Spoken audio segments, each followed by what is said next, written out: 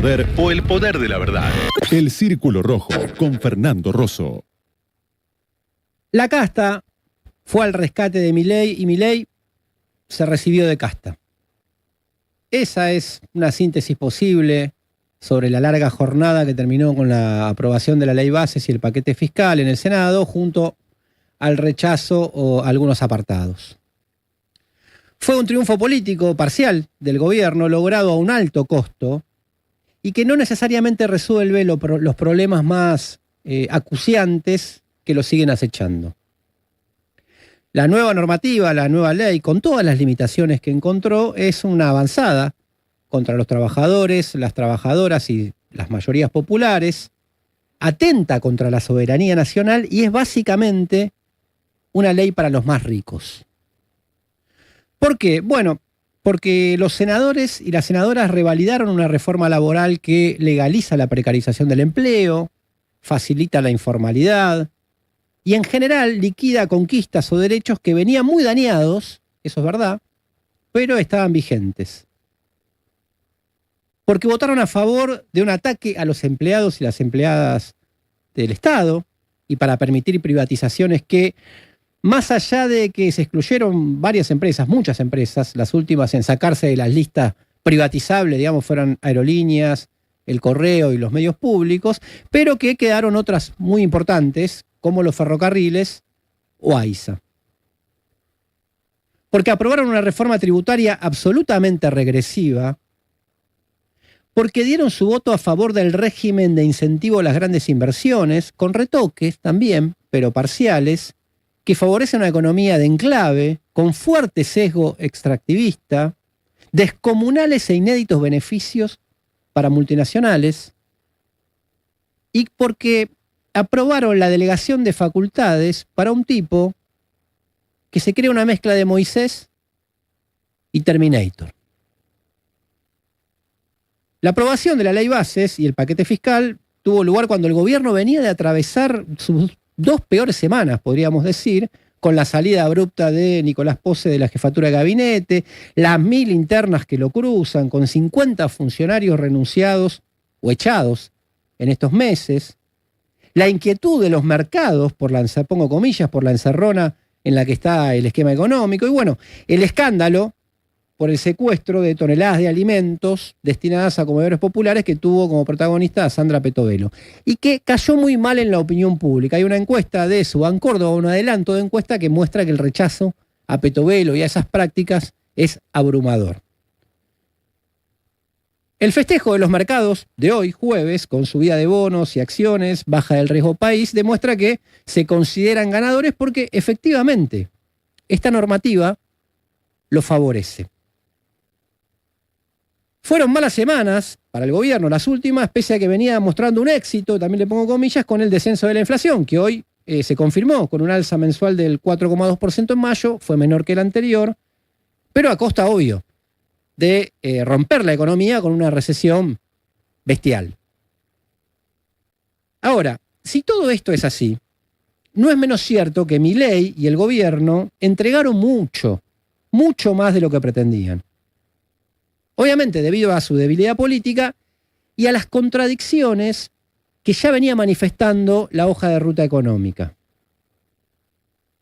Para evitar un desguace de la ley bases, una derrota en la votación general o votaciones adversas en los capítulos en particular, cedió y aceptó cambios bastante medulares. Bajar aerolíneas o el correo en el plan de privatizaciones, por ejemplo, o eliminar directamente todo el capítulo previsional, lo que lo hizo retroceder también en la quita de la moratoria para aquellos, y sobre todo para aquellas, que estaban jubiladas o que están jubiladas y que no tenían los aportes suficientes.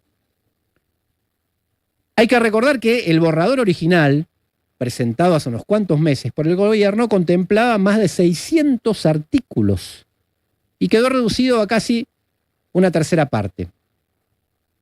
Es decir, desde los propios objetivos del gobierno, los objetivos que se puso el gobierno al grito de no voy a negociar con nadie, aprobó una ley bastante diezmada, con resultados muy ajustados, un empate general y varios empates en los apartados, y negociando con todos y todas. No solo eso, negoció la aprobación desesperada de la ley con métodos que no son solo de la política tradicional, de la casta, sino que son los peores métodos de la política tradicional. Con Lucila Krexel, la senadora de Neuquén, transó, hay que decirlo así, a cielo abierto la embajada de la UNESCO, para la que fue nombrada mientras se desarrollaba la votación.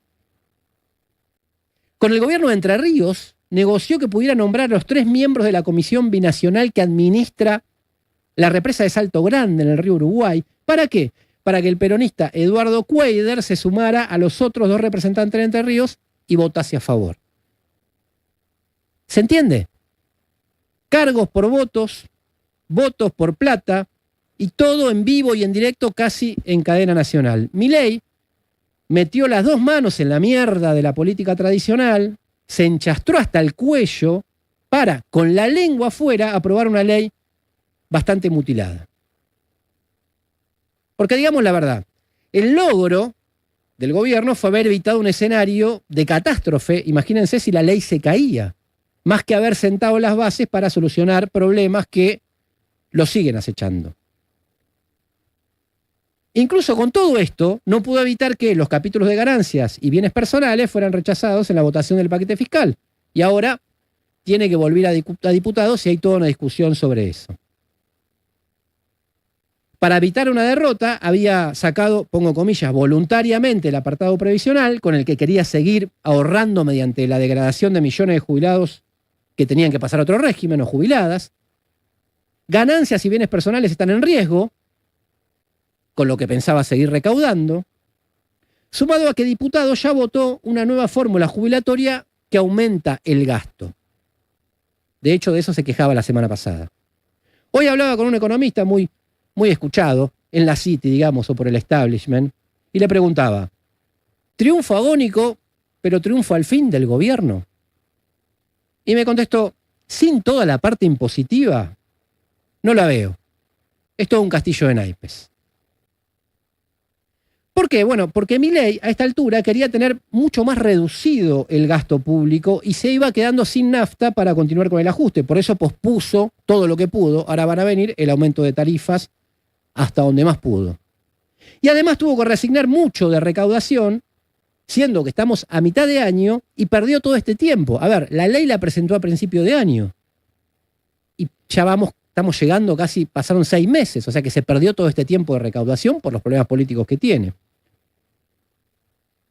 Mirando este escenario se puede entender lo que pasó en la calle. ¿Y qué pasó en la calle?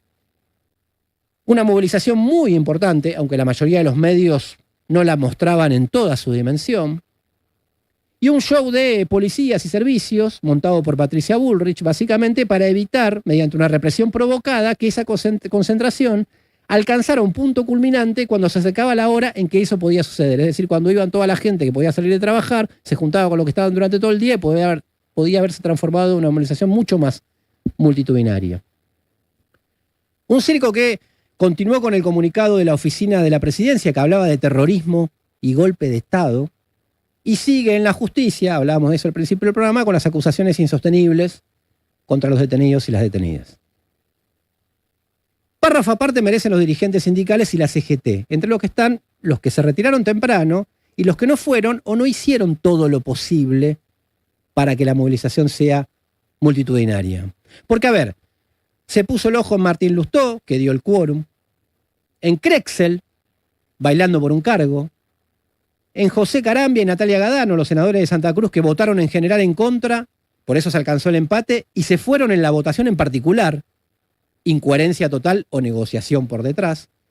Y está bien, también los entrerrianos, lo que decía antes, todos esos son responsables, pero acá tomó algo que le escuché al periodista Rolando Graña, que no es necesariamente un izquierdista, que le decía a un consultor, ¿qué le impedía o qué le impidió a los sindicatos poner 300.000 o 400.000 personas en la calle para que la marcha fuera más contundente y seguramente la represión menos efectiva? Nada lo impedía. No solo eso, sino hacer un paro nacional, por ejemplo, y una deliberación en todos los lugares de trabajo para concientizar y lograr entusiasmar con la movilización y con la posibilidad de derrotar, con la posibilidad que estaba al alcance de la mano de derrotar estas leyes. Nada lo impedía. Salvo que quieran ir a negociar cada uno por su lado ellos la suya. De esta manera, esta gente también hizo su aporte, porque fue tan agónico el triunfo del gobierno que algo más de decisión de sus oponentes podía haberlo conducido a la derrota. Parecería que el salomónico principio de revelación del que tanto habla Milei, vieron que si tiene votaciones en contra o adversas, dice, igual para mí es un triunfo porque revela lo que es la casta, etc. Y dice, a esto se le llama principio de revelación. Bueno, por estas horas el principio de revelación operó para dejar expuesta a la casta, que salvó a Milei que para ser salvado transó y repartió beneficios a troche y moche para la casta, que gobierna para los ricos de la mano de la casta, y todo eso para lograr un triunfo, le pongo comillas ahora, que le evitó el naufragio, pero que lo dejó frente a los mismos problemas que tenía hasta antes de ayer. Que no te gane la indiferencia. Toma partido en El Círculo Rojo con Fernando Rosso.